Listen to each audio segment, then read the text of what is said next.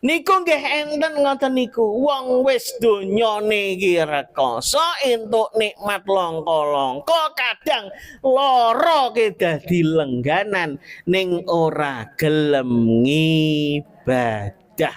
Tambah lara, tambah adoh karo Gusti Allah.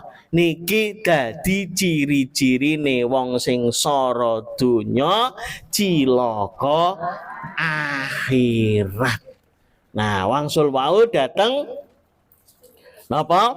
Dateng ukuwah Islamiyah, dateng paseduluran mau. Lah pripun carane kula jenengan sedaya niku gen iso rukun karo tangga. Iso rukun karo dulur, iso akur karo dulur, iso akrab karo kanca. Jenengan duwe tangga mboten? Gadah mboten?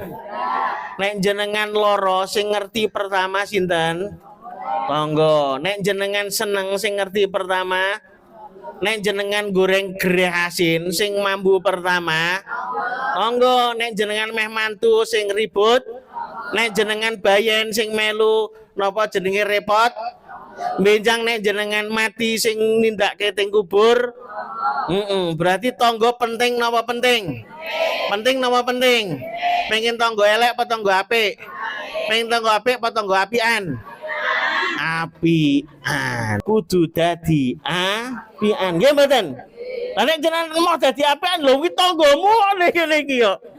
Nek kula tanggane jenengan mboten ambean. Nah.